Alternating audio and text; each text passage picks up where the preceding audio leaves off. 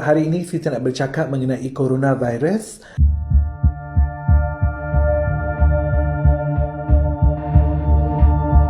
Coronavirus ini adalah sejenis virus yang boleh mengakibatkan penyakit pernafasan. Kalau anda ingat, pada 2003 ada terjadinya wabak SARS, Severe Acute Respiratory Syndrome.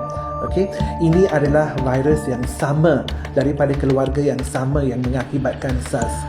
Kini 2019 bulan Disember ia kembali lagi, tapi kali ini dengan wabak coronavirus yang berasal daripada daerah Wuhan di China.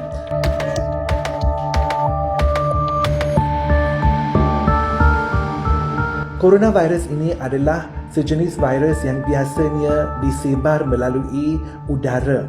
Itulah sebabnya jangkitannya senang berlaku. Okey. Macam mana ia berjangkit? Biasanya coronavirus ini berjangkit apabila seseorang bersin ataupun batuk di kawasan sekitarnya. Apa akan berlaku? Sesiapa orang yang berdiri dalam jarak 2 meter daripada tempat orang bersin ataupun batuk boleh mendapat jangkitan virus tersebut.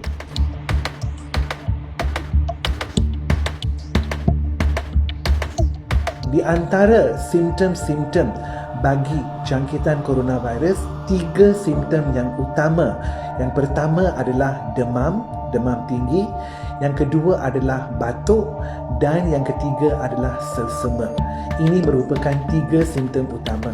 So, orang ramai dinasihatkan kalau ada simptom-simptom begini atau akibat daripada terkena jangkitan daripada orang yang kembali daripada China, so anda haruslah mendapatkan rawatan yang segera daripada klinik ataupun hospital yang berdekatan.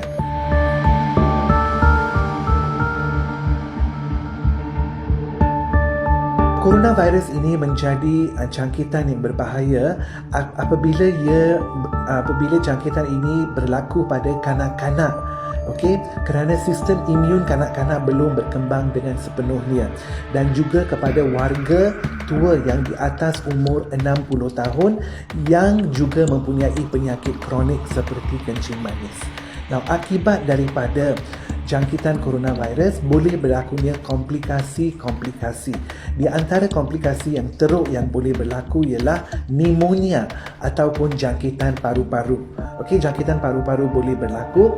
Selain daripada itu, ia juga boleh mengakibatkan buah pinggang ataupun ginjal gagal berfungsi. Apa yang dipanggil dalam bahasa Inggeris seperti kidney failure.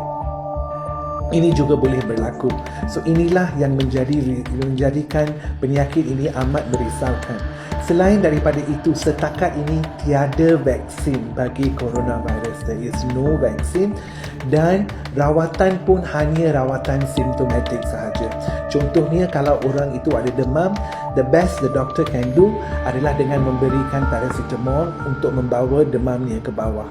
There is no specific treatment untuk coronavirus.